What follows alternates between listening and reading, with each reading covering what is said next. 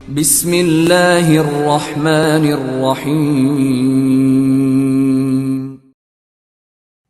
کتاب کا نام ملکہ بخارا، مصنف الماس M.A۔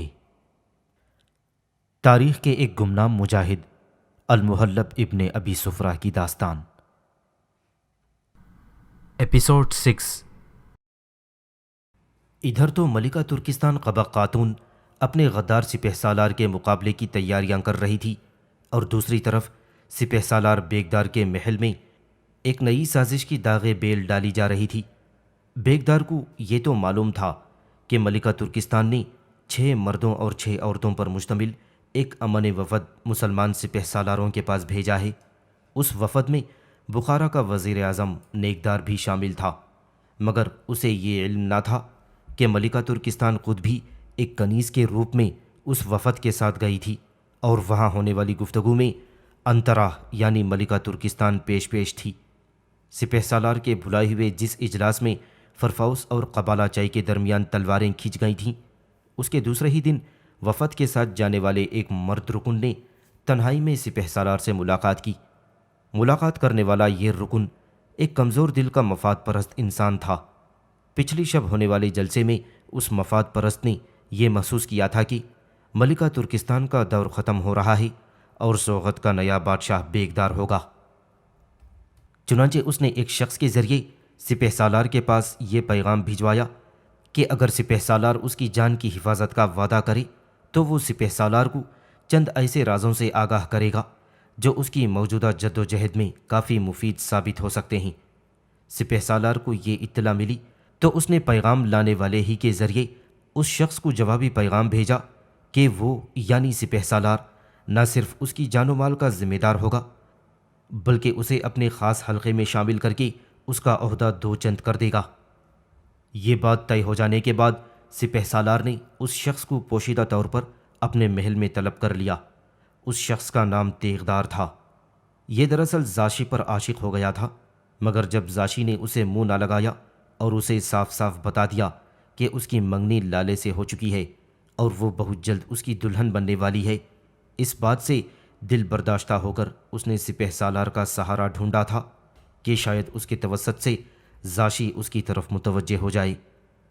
سپہ سالار بیگدار اس دن بہت پریشان تھا۔ قبالہ چائے کی مخالفت سے وہ اس نتیجے پر پہنچا تھا کہ سوغت کے پورے لشکر پر اس کا مکمل اختیار نہیں ہے، اور جس طرح آج قبالہ چائے نے اس کی مخالفت اور ملکہ بخارا کی وفاداری کا مظاہرہ کیا ہے، اسی طرح دوسرے سردار بھی اس کی مخالفت کر سکتے ہیں۔ وہ انہی سوچوں میں گم تھا کہ اسے تیغدار کے آنے کی خبر دی گئی۔ تیغدار نے سپہ سالار کے سامنے پہنچ کر اسے سلام کیا اور نظریں نیچی کر کے کھڑا ہو گیا۔ سوغت کے 1,20,000 کے لشکر میں تیغدار جیسے چھوٹے چھوٹے سینکڑوں سردار تھے جنہیں بیگدار ذاتی طور پر نہ پہچانتا تھا۔ اس نے تیغدار کو بہت غور سے دیکھا اور کہا، مجھے بتایا گیا ہے کہ تمہارا نام تیغدار ہے۔ سپہ سالار کو صحیح بتایا گیا ہے، تیغدار نے جواب دیا۔ میرا ہی نام تیغدار ہے اور میں نے ہی سپہ سالار سے ملاقات کی درخواست کی تھی۔ بیگدار نے اسے مرعوب کرنے کے لیے اور زیادہ تیز نظروں سے گھورا اور کہنے لگا، کیا تمہیں یقین ہے کہ جو باتیں تم مجھے بتانا یا جن رازوں سے تم پردہ اٹھانا چاہتے ہو ان کا مجھے پہلے سے علم نہیں ہے؟ یہ بھی درست ہے سپہ سالار، تیغدار نے پر اعتماد لہجے میں کہا۔ مجھے یقین ہے کہ جو باتیں میں آپ کو اس وقت بتاؤں گا وہ آپ کے لیے بالکل نئی ہوں گی، اور آپ ان باتوں سے ملکہ ترکستان کے خلاف اپنی جد و جہد میں فائدہ اٹھا سکتے ہیں۔ ٹھیک ہے تیغدار، تم ہمیں بتاؤ، اگر تمہاری باتوں سے ہمیں فائدہ پہنچنے کا امکان ہوا تو ہماری نوازشیں تم پر تمہارے تصور سے بھی زیادہ ہوں گی۔ سپہ سالار، کیا آپ کو یہ معلوم ہے کہ ملکہ بخارا قبا خاتون مسلم سپہ سالار سے ملاقات کے لیے اس کے لشکر میں گئی تھیں؟ تیغدار کے اس انکشاف پر سپہ سالار اچھل پڑا۔ سپہ سالار نے تیز نظروں سے تیغدار کو دیکھتے ہوئے پوچھا، کیا واقعی ایسا ہوا ہے؟ اگر یہ بات سچ ہے تو تمہارے پاس اس کا کیا ثبوت ہے؟ تیغدار نے پر اعتماد لہجے میں کہا، سپہ سالار، یہ بات بالکل اسی طرح سچ ہے جس طرح دن کے بعد رات اور رات کے بعد دن آتا ہے۔ اگر آپ کو ثبوت چاہیے تو میں وزیر اعظم سے اس کی تصدیق کرا سکتا ہوں۔ سپہ سالار چونکا اور پوچھنے لگا، کیا وزیر اعظم بھی اس راز سے آگاہ ہیں؟ جی ہاں سپہ سالار، تیغدار نے جواب دیا۔ جب ملکہ بخارا قبق خاتون اور مسلم سپہ سالار سعید بن عثمان سے ملاقات ہوئی تو اس وقت وزیر اعظم ملکہ بخارا کے ساتھ تھے۔ مگر وزیر اعظم نے مجھے یہ بات نہیں بتائی، سپہ سالار نے پوچھا۔ اب تو وزیر اعظم ہمارے ساتھ ہیں، انہیں کم از کم مجھے تو اس بات سے ضرور آگاہ کر دینا چاہیے تھا۔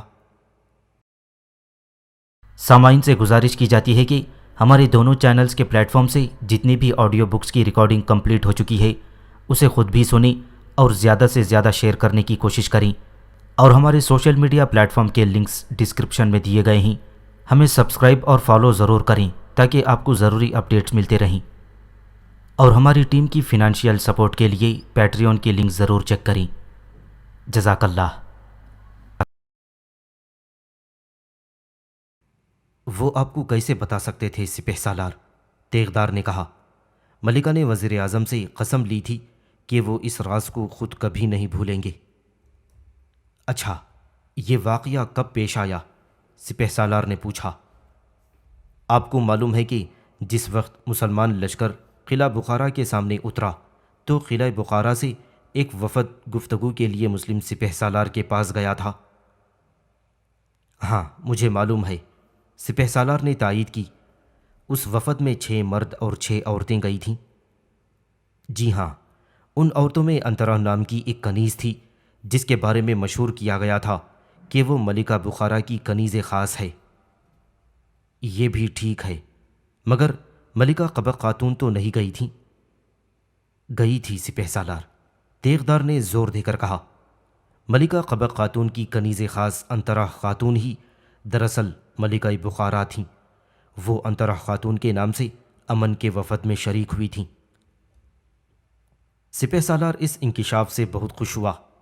اس نے کہا، ہماری سلطنت سوغت کا ایک پرانا قانون اور دستور ہے کہ بخارا کا بادشاہ یا ملکہ تمام اہم معاملات میں ملک کے وزیر اعظم اور سپہ سالار سے ضرور مشورہ کریں گے۔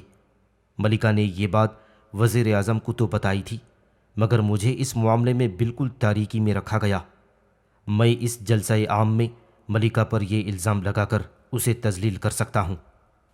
تیغدار نے مزید کہا، اگر ملکہ اس بات سے انکار کریں تو آپ وزیر اعظم کو ثبوت میں پیش کر سکتے ہیں، وہ جھوٹ نہیں بولیں گے۔ تیغدار، تمہاری ایک بات سچ ثابت ہوئی، سپہ سالار نے بڑی مسرت سے کہا۔ تم آدھے انعام کے حقدار ہو گئے، اب تم دوسری بات بتاؤ تاکہ تم پورے انعام کے حقدار ہو سکو۔ اس دوسری بات یا راز کا تعلق بھی ملکہ بخارا سے ہے، تیغدار نے کہا۔ سپہ سالار، کیا آپ کو معلوم ہے کہ جب ہمارا امن وفد مسلمانوں کے لشکر سے گفتگو کے بعد قلعہ واپس آیا تو اس کے ساتھ ایک مسلمان بھی آیا ہے؟ ہاں مجھے علم ہے، سپہ سالار نے تصدیق کی۔ وہ مسلمان اس وجہ سے آیا ہے کہ قلعہ بخارا کی طرف سے مسلمانوں کے مطالبے کا جواب لے کر واپس جائے، اور ہم ابھی تک کوئی جواب طے نہیں کر سکے، اس لیے وہ اب تک شاہی مہمان خانے میں ٹھہرا ہوا ہے۔ اس سلسلے میں بھی سپہ سالار صرف آدھی بات جانتے ہیں، تیغدار نے کہا۔ ملکہ بخارا واپسی پر اپنے ساتھ جس شخص کو کوشش کر کے لائی ہیں اس کا نام سعد بن عثمان ہے۔ اس کا کچھ بھی نام صحیح، اس سے کیا فرق پڑتا ہے؟ سپہ سالار نے بے پرواہی سے کہا۔ فرق پڑتا ہے سپہ سالار، تیغدار نے جواب دیا۔ جو شخص اس وقت شاہی مہمان خانے میں موجود ہے اس کا نام سعد بن عثمان ہے، اور مسلمان لشکر کے سپہ سالار کا نام سعید بن عثمان ہے۔ اس سے کیا ہوتا ہے؟ سپہ سالار نے پھر بھی کچھ توجہ نہ دی۔ کیا ایک نام کے 2 آدمی نہیں ہوتے؟ خود ہمارے لشکر میں ایک نام کے 4 اور 6 سپاہی اور سردار ہیں۔ سپہ سالار، آپ میری بات نہیں سمجھے، تیغدار نے وضاحت کی۔ یہ ایک نام کے 2 سپاہیوں کا مسئلہ نہیں، بلکہ یہ دونوں نام الگ الگ ہیں۔ مسلم سپہ سالار کا نام سعید بن عثمان ہے، اور مہمان خانے میں ٹھہرے ہوئے آدمی کا نام سعد بن عثمان ہے، اور یہ دونوں یعنی سعید اور سعد آپس میں سگے بھائی ہیں۔ اس کا مطلب ہے کہ مسلم سپہ سالار سعید بن عثمان نے اپنے بھائی سعد بن عثمان کو اپنا جاسوس بنا کر ہمارے قلعے میں بھیجا ہے۔ سپہ سالار نے یہ کہنے کے بعد اپنے سر کو کئی بار ہلایا جیسے اس نے کوئی بڑا معرکہ مارا ہو۔ تیغدار نے کہا، آپ کا یہ خیال بھی درست ہو سکتا ہے، مگر اس سلسلے میں ایک اہم بات یہ ہے کہ ملکہ بخارا سعد بن عثمان کو مسلم سپہ سالار پر زور دے کر اپنے ساتھ قلعے میں لائی ہیں۔ مگر کیوں؟ ملکہ کا اس میں کیا فائدہ ہے؟ سپہ سالار نے سوال کیا۔ فائدہ یہ ہے کہ ملکہ قبا خاتون کو سعد بن عثمان پسند ہے۔ تیغدار نے یہ نیا انکشاف کیا تو سپہ سالار ایک بار پھر اچھل پڑا۔ اچھا یہ بات ہے، مگر ہے بہت دلچسپ۔ سپہ سالار نے سر ہلایا۔ اس کا مطلب ہے کہ ہماری ملکہ قبا خاتون مسلمان لشکر میں امن کا وفد لے کر نہیں گئی تھیں، بلکہ وہاں عشق لڑانے اور ہم ترکوں کی عزت نیلام پر چڑھانے تشریف لے گئی تھیں۔ پھر سپہ سالار نے بڑے تند لہجے میں اعلان کیا، میں اس ملکہ کو بھرے دربار میں رسوا کروں گا۔ میں سرداروں اور درباریوں کو بتاؤں گا کہ ان کی ملکہ عزت و عصمت فروش ہے، اسے کوئی ترکی جوان پسند نہیں، اس لیے وہ عربوں سے رشتہ جوڑ رہی ہے۔ سپہ سالار محترم، تیغدار اگرچہ ان پڑھ تھا مگر اس نے سپہ سالار کو سمجھانے کی کوشش کی۔ اگر آپ ملکہ پر دربار میں الزام نہ لگائیں تو یہ زیادہ بہتر ہوگا۔ کیوں نہ الزام لگاؤں؟ سپہ سالار بیغدار تلخ لہجے میں بولا، میرے ساتھ پورا لشکر ہے، میں کوئی ملکہ سے ڈرتا نہیں۔ تیغدار گھبرا گیا۔ اس نے کہا، سپہ سالار محترم، اگر آپ نے الزام لگایا اور کسی نے آپ سے اس بات کا ثبوت مانگا تو آپ کیا پیش کریں گے؟ میں درباریوں کے سامنے تمہیں پیش کر دوں گا۔ سپہ سالار نے فوراً کہا، کیا تم گواہی دینے سے انکار کر سکتے ہو؟ میں گواہی دینے سے انکار نہیں کروں گا سپہ سالار محترم۔ تیغدار عجیب مخمسے میں پھنس گیا تھا۔ میری گواہی تو صرف گواہی ہوگی، کوئی ثبوت تو نہیں ہوگا۔ الٹے دماغ کا سپہ سالار الٹا تیغدار پر برس پڑا۔ سن تیغدار، جب تیرے پاس کوئی ثبوت نہیں تھا تو تو نے یہ بات مجھ سے کیوں کہی؟ میں نے آپ کو یہ بات اس لیے بتائی ہے کہ یہ ایک حقیقت ہے۔ تیغدار بھی اکڑ گیا تھا۔ میرے پاس اس کا کوئی ثبوت نہیں، مگر ملکہ کی تمام کنیزیں یہ بات جانتی ہیں اور اس بارے میں آپس میں گفتگو کرتی رہتی ہیں۔ میں نے انہی سے یہ باتیں سن کر آپ تک پہنچائی ہیں۔ اگر آپ ملکہ کی کسی کنیز کو گواہی پر آمادہ کر سکتے ہیں تو ضرور کر لیجئے، لیکن مجھے معاف رکھیے، میرے پاس اس کا کوئی ثبوت نہیں۔ سپہ سالار بیغدار سوچ میں پڑ گیا۔ آخر سوچتے سوچتے بولا، تیغدار، کیا تمہیں یہ یقین ہے کہ مہمان خانے میں مقیم شخص مسلم سپہ سالار کا سگا بھائی ہے؟ بالکل یقین ہے سپہ سالار بہادر، تیغدار نے بڑے اعتماد سے کہا۔ یہ بات اگر خود مہمان سے پوچھی جائے تو وہ بھی انکار نہیں کرے گا۔ اگر مہمان واقعی مسلم سپہ سالار کا بھائی ہے تو وہ بڑی قیمتی ہستی ہے۔ سپہ سالار نے خود کلامی کے انداز میں کہنا شروع کیا، اگر ہم پر کوئی برا وقت پڑ گیا تو ہم اس کے بھائی کے بدلے میں مسلم سپہ سالار سے بہت کچھ حاصل کر سکیں گے۔ تیغدار کی سمجھ میں کچھ نہ آ سکا۔ دراصل وہ یہ راز کھول کر خود پھنس گیا تھا۔ ملکہ پر اس سنگین الزام کے سلسلے میں وہ کسی قسم کی گواہی یا شہادت کے لیے تیار نہ تھا۔ اسے کچھ ایسی الجھن ہوئی کہ اٹھ کر کھڑا ہو گیا۔ اب مجھے اجازت دی جائے۔ سپہ سالار اپنی سوچوں میں گم تھا۔ اس نے چونک کر تیغدار کو دیکھا اور بولا، ہاں تم جا سکتے ہو۔ میں آج ہی اپنے نائب فرفوس سے کہہ کر تمہارا عہدہ بڑھا دوں گا۔ اگر کسی اور چیز کی ضرورت ہو تو بتا دو۔ نہیں سپہ سالار، تیغدار نے جان چھڑانے کے لیے کہا، آپ میرا عہدہ بلند کر دیجئے، یہی میرے لیے بڑا انعام ہے۔ تیغدار سلام کر کے باہر چلا گیا اور سپہ سالار بیغدار ایک بار پھر اپنے خیالوں میں کھو گیا تھا اور اس کا تمام دماغ مسلم سپہ سالار کے بھائی کی طرف لگ گیا۔ وہ سوچ رہا تھا کہ اس مہمان کو حاصل کر کے کیا کیا فوائد حاصل کیے جا سکتے ہیں۔ سپہ سالار کو سب سے زیادہ غصہ ملک کے وزیر اعظم نیکدار پر تھا کہ انہوں نے اسے ملکہ کے مسلمانوں کے لشکر میں جانے کے بارے میں اندھیرے میں کیوں رکھا تھا، نیز یہ کہ مسلمان مہمان سعد بن عثمان اور ملکہ قبا خاتون کے درمیان میں چلنے والے عشق کو اس سے کیوں چھپایا گیا تھا؟ وزیر اعظم نیکدار کے دل میں ملکہ قبا خاتون کے لیے کئی نرم گوشے تھے، مگر سیاسی حیثیت سے وہ سپہ سالار بیگدار کی جنگی حکمت عملی کو پسند کرتے تھے، اسی لیے وہ ملکہ سے کٹ کر سپہ سالار سے آ ملے تھے۔ سپہ سالار کی طاقت میں وزیر اعظم کے اس سے مل جانے کی وجہ سے دگنا اضافہ ہو گیا تھا، اور اس طاقت کے زام نے اسے کسی حد تک مغرور کر دیا تھا۔ سب سے بڑا تو وہ خود ہی سردار یعنی سپہ سالار تھا، مگر وہ اپنے ماتحتوں سے برابری کا سلوک کرنے کے بجائے انہیں کمتر اور حقیر سمجھتا تھا۔ جہاں تک وزیر اعظم اور سپہ سالار کے تعلقات کا سوال تھا تو وہ دونوں اپنے اپنے عہدوں اور اختیارات کی بنا پر تقریباً برابر کا درجہ رکھتے تھے، اور اس کا احساس سپہ سالار کو تھا ہی، مگر جب وزیر اعظم ملکہ کو چھوڑ کر اس کے ساتھ آ گئے تو سپہ سالار نے وزیر اعظم کو بھی اپنا ماتحت سمجھنا شروع کر دیا۔ حقیقت یہ تھی کہ جب تک وزیر اعظم نیکدار ملکہ قبا خاتون کے ساتھ تھے اس وقت تک سپہ سالار ملکہ اور وزیر اعظم دونوں سے خائف رہتا تھا، اور باوجود ملکہ کے مخالف ہونے کے وہ مقابلے پر آنے سے گھبراتا تھا۔ لیکن وزیر اعظم جب ملکہ کے ساتھ مسلم لشکر میں گئے اور وہاں کا حال دیکھا، باتیں سنی اور واپس آئے تو ان کے دل میں بھی یہی خیال پیدا ہوا کہ مسلمانوں کا لشکر بہت قلیل ہے اور اسے آسانی سے شکست دی جا سکتی ہے۔ اسی خیال کے تحت وزیر اعظم نے ملکہ قبا خاتون کا ساتھ چھوڑ دیا اور وہ سپہ سالار کی گود میں پکے آم کی طرح آ گرے۔ چاہیے تو یہ تھا کہ سپہ سالار وزیر اعظم کو سر آنکھوں پر بٹھاتا، مگر جب اس نے دیکھا کہ ملکہ کا سب نے ہی ساتھ چھوڑ دیا ہے تو وہ اور مغرور ہو گیا اور وزیر اعظم کے احترام میں کمی آنا شروع ہو گئی۔ پھر جب سپہ سالار اور دیغدار کی ملاقات کے دوسرے دن وزیر اعظم سپہ سالار سے حسب معمول ملنے آئے تو سپہ سالار نے ان کے ساتھ بڑی سرد مہری کا مظاہرہ کیا۔ پہلے تو یہ عالم تھا کہ وہ روز صبح کو وزیر اعظم کا بے چینی سے انتظار کرتا اور ان کے آنے کے بعد ہی دوسرے سرداروں سے ملاقات کرتا تھا، مگر اس دن جب وزیر اعظم اس کے پاس پہنچے تو وہ سرداروں کے ساتھ محفل جمائی بیٹھا تھا۔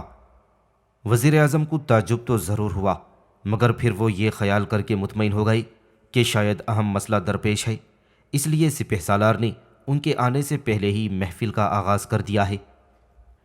وزیر اعظم مجلس حال میں داخل ہوئے تو تمام سرداروں نے کھڑے ہو کر ان کا استقبال کیا، مگر سپہ سالار جو وزیر اعظم کی آمد پر ان کے لیے استقبال کے لیے سب سے پہلے کھڑا ہوتا تھا، وہ اپنی جگہ سے بالکل نہیں اٹھا اور بیٹھے ہی بیٹھے وزیر اعظم کو مخاطب کرتے ہوئے کہا، تشریف رکھیے وزیر اعظم۔ سپہ سالار کی اس بے رخی کو وزیر اعظم نیکدار نے محسوس تو کر لیا تھا، مگر وہاں موجود بہت سے سرداروں نے بھی سپہ سالار کے اس رویے کو پسند نہ کیا، اور انہوں نے آپس میں ایک دوسرے کو معنی خیز نظروں سے دیکھا، مگر یہ نظریں اب پہلے جیسی نہیں تھیں۔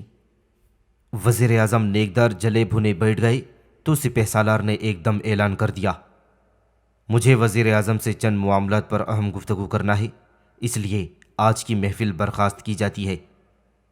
اس وقت ہر سردار کا منہ بن گیا۔ انہوں نے محفل کو برخاست کرنے کے حکم کو اپنی توہین خیال کیا اور بڑبڑاتے اور تیوریاں چڑھاتے ہال سے نکل گئے۔ وزیر اعظم کو سخت تعجب تھا کہ سپہ سالار اس طرح کیسے بدل گیا ہے۔ وزیر اعظم نے خود گفتگو کا آغاز کیا، فرمائیے کیا اہم گفتگو کرنا ہے آپ کو؟ سپہ سالار کا چہرہ متغیر تھا۔ اس نے تند لہجے میں کہا، کیا ملکہ قبا خاتون مسلمان لشکر میں گئی تھیں؟ ہاں گئی تھیں، وزیر اعظم نے سپاٹ لہجے میں جواب دیا۔ کیا ایک ترک خاتون کا کسی غیر لشکر میں جانا مناسب تھا؟ سپہ سالار کا لہجہ اور زیادہ تلخ ہو گیا۔ وزیر اعظم کا لہجہ اب بھی سپاٹ تھا۔ انہوں نے کہا، ملکہ قبا خاتون تنہا نہیں تھیں، ان کے ساتھ 5 اور ترک خواتین بھی تھیں۔ اس کی اطلاع مجھے کیوں نہیں دی گئی؟ سپہ سالار کا لہجہ غرور سے پر تھا۔ وزیر اعظم نے انتہائی پرسکون لہجے میں جواب دیا، آپ کو اطلاع دے دی گئی تھی کہ حملہ آور سے صلح کی بات چیت کی جا رہی ہے۔ قبا خاتون کے جانے کی اطلاع کیوں نہیں دی گئی؟ سپہ سالار، ملکہ کی شان میں گستاخی کر رہے ہو۔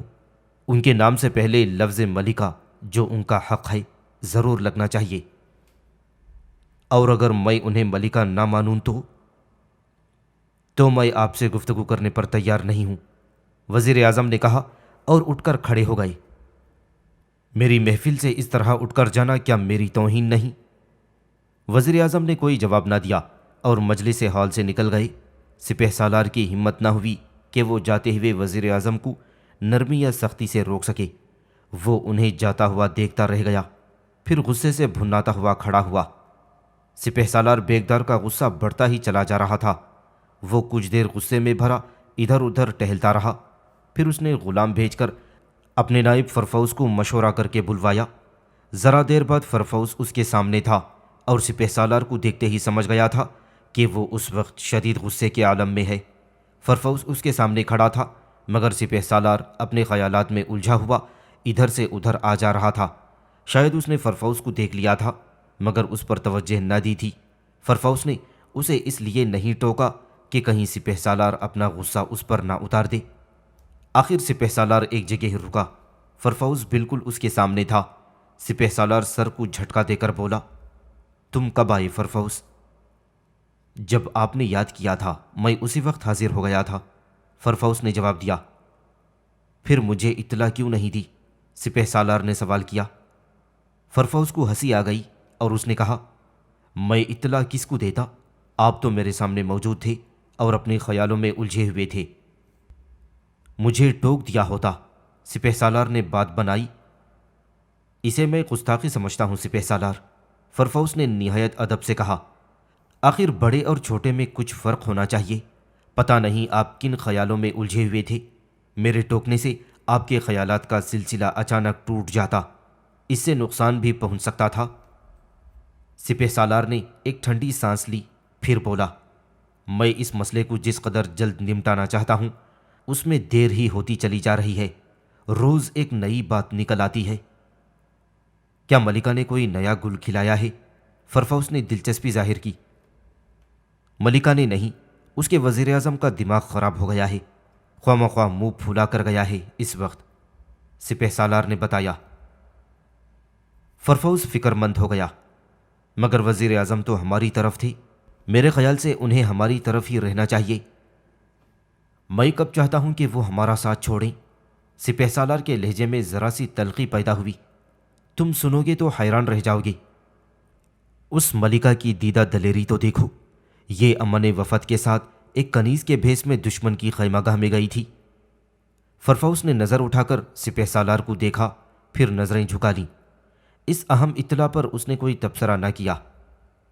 سپہ سالار چڑ گیا اور بولا، فرفوس، میں نے اتنا بڑا انکشاف کیا مگر تم خاموش ہو، کیا یہ ایک غیر معمولی اور غیر ذمہ دارانہ حرکت نہیں؟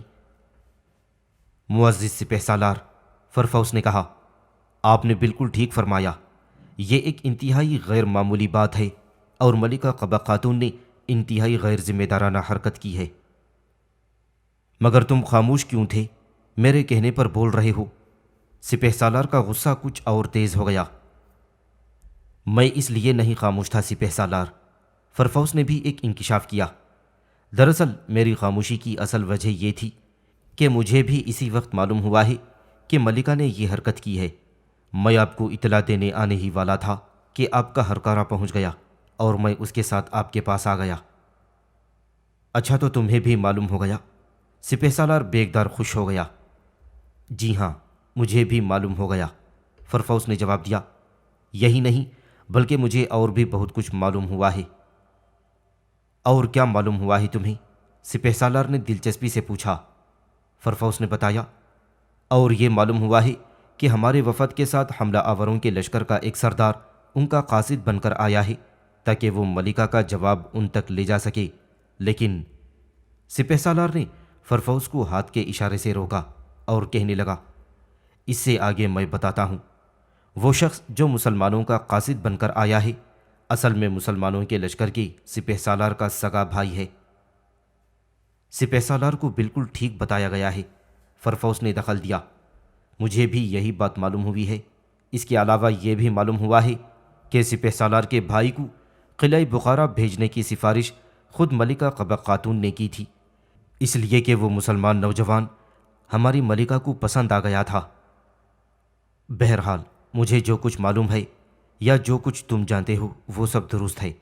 سپہ سالار نے تھکے تھکے لہجے میں کہا۔ یہ بات وزیر اعظم کو بھی معلوم تھی کیونکہ وہ خود بھی اس وفد میں شریک تھے، مگر جب میں نے ان سے کہا کہ آپ کو یہ باتیں مجھے بتانا چاہیے تھیں تو وہ بگڑ گئے اور منہ پھلا کر چلے گئے۔ آپ مجھ سے زیادہ عقل مند ہیں، فرفوز نے الفاظ چپا چپا کر کہنا شروع کیا، مگر میرا خیال ہے کہ وزیر اعظم کا ہم سے الگ ہونا اچھا شگون نہیں۔ مگر میں نے تو انہیں الگ نہیں کیا، سپہ سالار نے کہا۔ میں نے تمہیں اسی لیے بلایا ہے کہ ایسے حالات میں ہمیں کیا اقدام کرنا چاہیے۔ میرا خیال ہے کہ آپ کو وزیر اعظم سے مل کر ان سے معذرت کرنا چاہیے، فرفوز نے مشورہ دیا۔ جب گھی سیدھی انگلی سے نکل سکتا ہے تو انگلیاں ٹیڑھی کیوں کی جائیں؟ خیر، اس مسئلے پر پھر غور ہو سکتا ہے، سپہ سالار نے کہا۔ پہلے اس شخص کا تو کچھ انتظام کیا جائے جسے مسلمان سپہ سالار کا بھائی کہا جاتا ہے۔ جی ہاں، وہ مسئلہ بھی بہت اہم ہے، فرفوز نے کہا۔ اس مسلمان نوجوان کا نام سعاد ہے، کہتے ہیں کہ وہ بہت خوبصورت ہے اور ہماری ملکہ قبا خاتون اس کی وجاہت اور خوبصورتی پر مر مٹی ہے۔ کیا یہ شرم کی بات نہیں؟ سپہ سالار نے غصے سے کہا۔ کیا ہم ترکوں میں کوئی ایسا جوان نہیں رہا جو ملکہ کا محبوب بن سکے؟ میرا تو خیال ہے کہ اسے فوراً قتل کروا دیا جائے۔ سپہ سالار، فرفوز نے حیرت سے سپہ سالار کو دیکھا۔ سعد حملہ آوروں کے لشکر کے سپہ سالار کا بھائی ہے، اگر اسے قتل کر دیا گیا اور اس کی خبر مسلمانوں کو پہنچی تو وہ قلعے کی اینٹ سے اینٹ بجا دیں گے۔ فرفوز، سپہ سالار نے جیسے اسے ڈانٹا، کیا تو بھی بزدل ہو گیا ہے؟ تو دوسروں کو بزدل کہتا تھا، اگر مسلمانوں نے حملہ کیا تو کیا ہم نے ہاتھوں میں چوڑیاں پہن رکھی ہیں؟ آخر ہماری 1,20,000 فوج کب کام آئے گی؟ میں جنگ سے نہیں ڈرتا سپہ سالار، فرفوز نے بڑی مستقل مزاجی سے کہا، لیکن جنگ اس وقت شروع کی جائے جب تمام سردار ہمارے دوست اور حلیف بن جائیں۔ میں لشکریوں میں اٹھتا بیٹھتا ہوں، میں نے محسوس کیا ہے کہ قبالہ چائی جیسے سردار ہمارے لشکر میں اور بھی بہت ہیں۔ پھر اب وزیر اعظم کا جھگڑا الگ کھڑا ہو گیا ہے، ہمیں سب سے پہلے وزیر اعظم کو منانا ہے۔ تو کیا اس دشمن جاسوس کو کھلا چھوڑ رکھا جائے؟ سپہ سالار نے کہا۔ اس سے ہمیں نقصان بھی پہنچ سکتا ہے، کم از کم اسے گرفتار تو کر لینا چاہیے۔ اس کی گرفتاری میں تھوڑی بہت خون ریزی ہوگی، فرفوز نے خدشہ ظاہر کیا۔ پہلے وزیر اعظم کا معاملہ ختم ہو پھر اس طرف توجہ کی جا سکتی ہے۔ خون ریزی کیوں ہوگی فرفوز؟ سپہ سالار نے پوچھا۔ سنا ہے کہ وہ شاہی مہمان خانے میں عیش کر رہا ہے۔ قبق خاتون اس کے پاس ایک مرتبہ گئی تھی۔ مہمان خانے پر میرے فوجی پہرا دیتے ہیں، پھر لڑائی کس کی ہوگی؟ آپ کو علم نہیں ہے سپہ سالار، فرفوز نے کہا۔ ملکہ نے عام پہرے داروں کو ہٹا کر مہمان خانے پر اپنے محافظ دستوں کے 15 سپاہیوں کا پہرا لگا دیا ہے۔ ظاہر ہے کہ ملکہ کے محافظ ہمارے ماتحت نہیں ہیں، اگر ہم نے انہیں چھیڑنے کی کوشش کی تو وہ ہمارا مقابلہ ضرور کریں گے۔ تم نے ملکہ کے محافظ سپاہیوں کی تعداد کتنی بتائی؟ سپہ سالار نے فرفوز سے دریافت کیا۔ فرفوز نے کہا، ان کی تعداد صرف 15 ہے، مگر ان کا خاتمہ کیے بغیر ہم مہمان خانے میں داخل نہیں ہو سکیں گے۔ کیسی بچوں جیسی باتیں کرتے ہو فرفوز؟ سپہ سالار نے پوچھا۔ ہمیں دشمن کے آدمی کو بہر صورت قید کرنا ہے۔ ملکہ کے 15 سپاہیوں کی کیا حقیقت ہے؟ اگر اس نے پہرے پر 1500 بھی لگائے ہوتے تو ہم ان کا بھی مقابلہ کرتے۔ سپہ سالار محترم، فرفوز نے اسے خبردار کیا، یہ تو ٹھیک ہے، لیکن اگر ملکہ نے اپنے محافظوں کے ساتھ جنگ شروع کر دی تو پھر کیا ہوگا؟ کچھ نہیں ہوگا فرفوز، سپہ سالار نے بے پرواہی سے کہا۔ اگر ملکہ نے مقابلے کی کوشش کی تو میں اس کے تمام محافظوں کو ختم کر کے ملکہ کو گرفتار کر لوں گا۔ فرفوز نے کوئی جواب نہ دیا۔ وہ جانتا تھا کہ سپہ سالار بیگدار کے دماغ میں جو سما جائے وہ اسے کر کے چین لیتا ہے۔ ذرا دیر خاموشی طاری رہی، پھر فرفوز نے کہا، میرے لیے کیا حکم ہے سپہ سالار؟ سپہ سالار کے ہونٹ غصے سے پھڑک رہے تھے۔ اس نے کہا، فرفوز، تمہیں حکم دیا جاتا ہے کہ تم مسلمان مہمان کو ہر صورت میں گرفتار کرو گے اور اسے اپنے قبضے میں اس وقت تک رکھو گے جب تک میں اس کے بارے میں کوئی فیصلہ نہیں کرتا۔ تم اب جا سکتے ہو، میں اس بارے میں کوئی بات نہیں سننا چاہتا۔ فرفوس نے اس کے منہ لگنا بہتر نہ سمجھا اور سلام کر کے واپس ہوا۔ سنو فرفوس، سپہ سالار نے اسے روکا۔ اور کیا حکم ہے سپہ سالار؟ تم مہمان کو کس جگہ قید رکھو گے؟ قلعے کے قید خانے میں۔ نہیں، ملکہ کو یہ معلوم نہیں ہونا چاہیے کہ ہم نے اسے قید کیا ہے۔ آپ جہاں کا حکم دیجئے وہاں اسے رکھا جائے گا۔ اسے تہ خانے میں رکھا جائے۔ فرفوس نے ایک لمحہ سوچا اور پھر کہنے لگا، بہتر ہے، اسے وہیں رکھا جائے گا۔ ایک بات کا اور خیال رہے، سپہ سالار نے کہا۔ فرمائیے سپہ سالار۔ قیدی کو ذرا بھی نقصان نہیں پہنچنا چاہیے، اور اگر وہ مقابلے پر آمادہ ہو جائے تو؟ میں نے کہہ دیا ہے کہ اسے نقصان نہیں پہنچنا چاہیے۔ بہتر ہے، اور کوئی حکم؟ لشکر کو تیار رہنے کا حکم دیا جائے۔ فرفوس نے سپہ سالار کو حیران نظروں سے دیکھا۔ سپہ سالار نے خود ہی وضاحت کی، فکر نہ کرو فرفوس، ہم دشمن پر فی الحال حملے کا ارادہ نہیں رکھتے، اور نہ ہی دشمن کی طرف سے حملے کا خطرہ ہے۔ یہ احتیاط اس لیے برتی جا رہی ہے تاکہ اگر ملکہ قبق خاتون ہمارے مقابلے پر آنے کی کوشش کرے تو اس کے 10,000 محافظوں کا قلعہ قمع کر دیا جائے۔ بہتر ہے سپہ سالار، ایسا ہی ہوگا۔ اور فرفوس تیز تیز قدم اٹھاتا باہر چلا گیا۔